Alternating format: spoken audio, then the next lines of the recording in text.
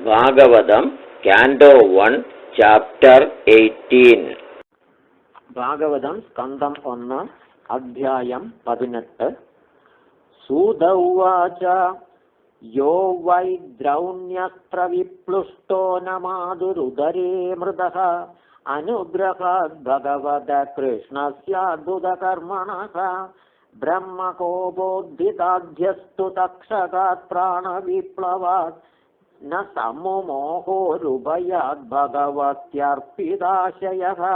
ഉത്സൃജ്യ സർവതഃ സംഗം വിജ്ഞാതാജിത സംസ്ഥിതിഃ വയ്യാസകേർജഹൗ ശിഷ്യോ ഗംഗായാം സ്വം കളേബരം നോത്തമശ്ലോകവാർത്താനാം ജുഷതാം തത്കഥാമൃതം സ്യാത് സംഭ്രമോऽന്ധകാലേ വിസ്മരതാം തത്പദാംബുജം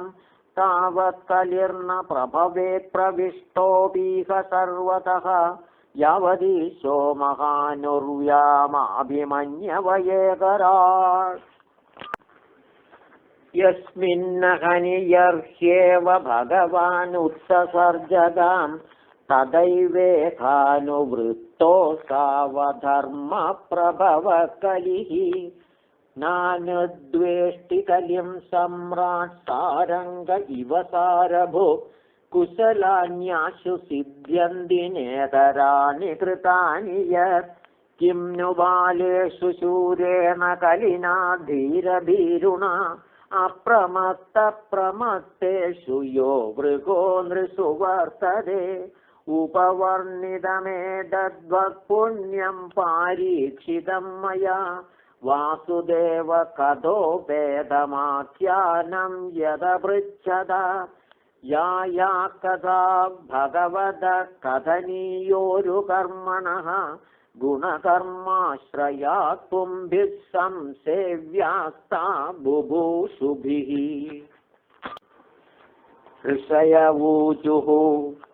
സൂതജീവസമാഃ സൗമ്യ ശാശ്വതീർവിശദം യശഃ യസ്ത്വം ശംസസി കൃഷ്ണസ്യ മർത്യാനാമമൃതം ഹിനഃ കർമ്മണ്യസ്മിന്നനാശ്വാസേ ധൂമ്രാത്മനാം ഭവാൻ ആപായയതി ഗോവിന്ദപാദപത്മാസവം മധു തുലയാമലവേനാവി ന സ്വർഗം ന പുനർഭവം ഭഗവത് സംഗിസംഗസ്യ മർത്യാനാം കിമുദാശിഷഃ കോ നാമ തൃപ്യേദ്രസവിത് കഥായാം മഹത്തമൈകാന്തപരായണസ്യ നാന്തം ഗുണാനാമഗുണസ്യ ജഗ്മോർയോഗേശ്വരായേ ഭവപാത്മമുഖ്യാഃ തന്നോ ഭവാൻ വൈ ഭഗവത് പ്രധാനോ മഹത്തമൈകാന്തപരായണസ്യ ഹരേരുദാരം ചരിതം വിശുദ്ധം ശുശ്രൂഷതാം നോ വിദനോതു വിദ്വാൻ. സ വൈ മഹാഭാഗവത പരീക്ഷിദ്യേനാപവർഗാഖ്യമദപ്രബുദ്ധിഃ ജ്ഞാനേന വയ്യാസഖി ശബ്ദിതേന ഖേജേ ഖഗേന്ദ്രധ്വജപാദമൂലം തന്ന പരം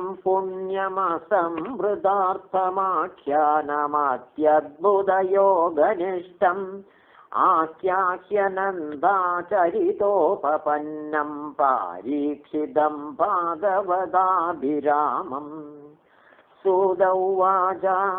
അഹോ വയം ജന്മഭൃതോദ്യകാസ്മ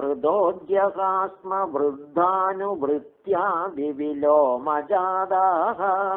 ദൗഷ്കുല്യമാദ്യം വിദുനോതി ശീക്രം മഹത്തമാനാമഭിധാനയോഗഃ കുത പുനർഗൃണദോ നാമ തസ്യ മഹത്തമൈകാന്തപരായണസ്യ യോ നന്ദശക്തിർഭഗവാനനന്ദോ മഹദ്ഗുണത്വാദ്യമനന്ദമാഹുഃ യേതാവതാലം നനുസൂചിതേന ഗുണൈരസാമ്യാനതിശായനസ്യ हित्वेतरान् प्रार्थयदो विभूतिर्यस्याङ्घ्रिरेणुं जुषदेन भीप्सोः अथापि यत्पादनखावसृष्टं जगद्विरिञ्चोपहृदार्हणाम्भः शेषं पुनात्यन्यतमो मुकुन्दात् को नाम लोके भगवत्पदार्थः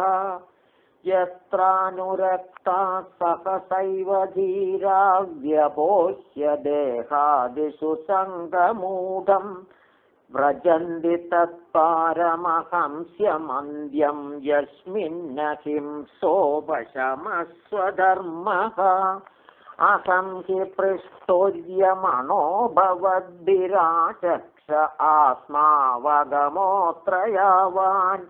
नभपदन्त्यात्मसमं पदतृणस्तथा समं विष्णुगतिं विपश्चितः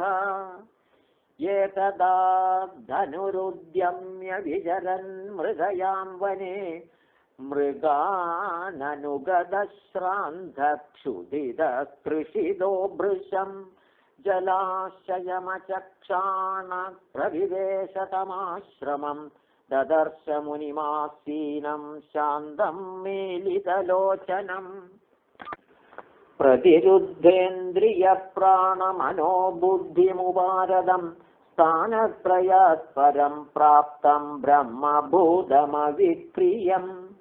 विप्रकीर्णजडाच्छन्नं रौरवेणाजिनेन च विशुष्यत्कालुरुदकं तथा भूतमयाचद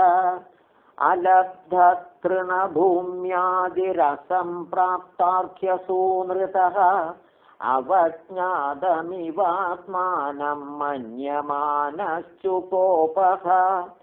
अभूतपूर्वः सहसा क्षुत्कृभ्यामर्दितात्मनः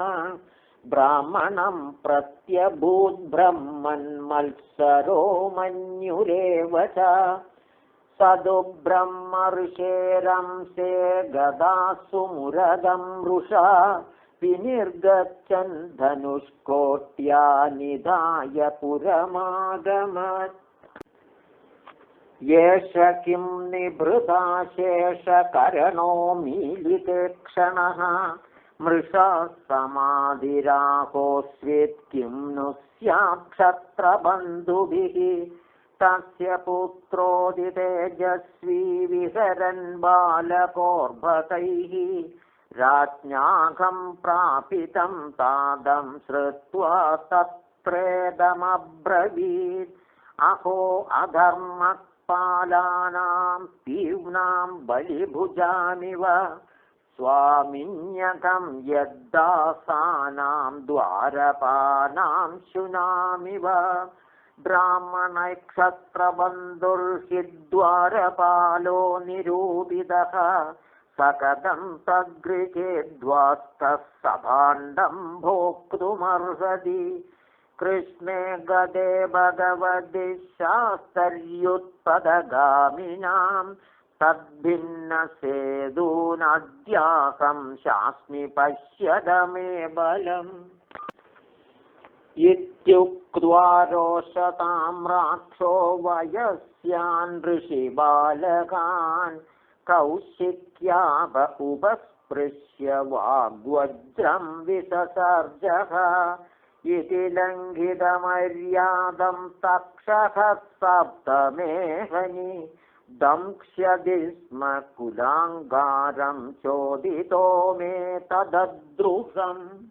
तदोऽभ्येत्याश्रमं बालो गले सर्पकले वरम् पितरं वीक्ष्य दुःखार्तो मुक्तकण्डोरुरोदः स वा आङ्गिरसो ब्रह्मन् श्रुत्वा सुतविलापनम् उन्मील्य शनगैर्नेत्रे दृष्ट्वा स्वांसे मृदोरगम् विसृज्य पुत्रं पप्रच्छ वत्स कस्माद्धिरोदिषि केन वादे प्रतिकृतमित्युक्तः सन्न्यवेदयत् निशम्य शक्तमददर्हं नरेन्द्रं सब्राह्मणो नात्मजमभ्यनन्द अहो बदाम्भो महदज्ञते कृतमल्पीयसिद्रोह उरुर्दमो धृतः न वै नृभिर्नरदेवं पराख्यं सम्मातुमर्हस्य विपक्वबुद्धे यत्तेजसा दुर्विषहेण गुप्ता विन्दन्ति भद्राण्यकुतो भया प्रजाः अलक्ष्यमाणे नरदेवनाम्नि रथाङ्कपाणा वयमङ्गलोकः तदा हि चौरप्रचुरो विनङ्क्ष्यत्यरक्ष्यमाणो विवरूधवत्क्षणात् तदद्य नः पापमुपैत्यनन्वयं यन्नस्तनाथस्य वसोर्विलुम्बकात्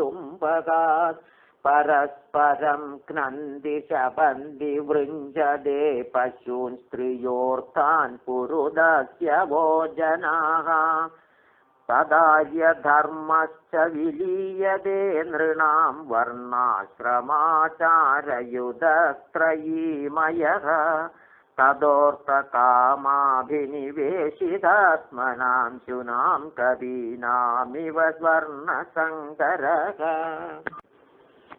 धर्मपालो नरपतिः सदुसम्राट् बृहच्छ्रवाः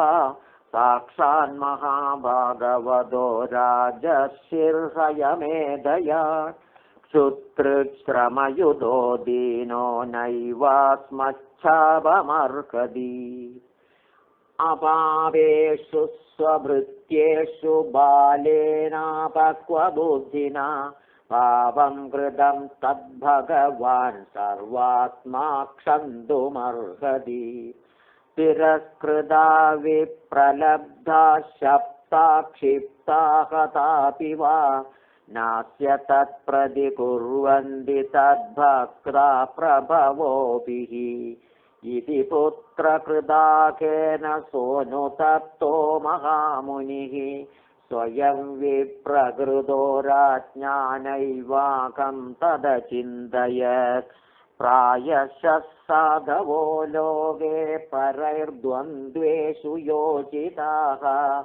न व्यथन्ति न हृष्यन्ति यत्र आत्मा गुणाश्रयः इति श्रीमद्भागवते महापुराणे पारमहंस्यां संहितायां प्रथमस्कन्धे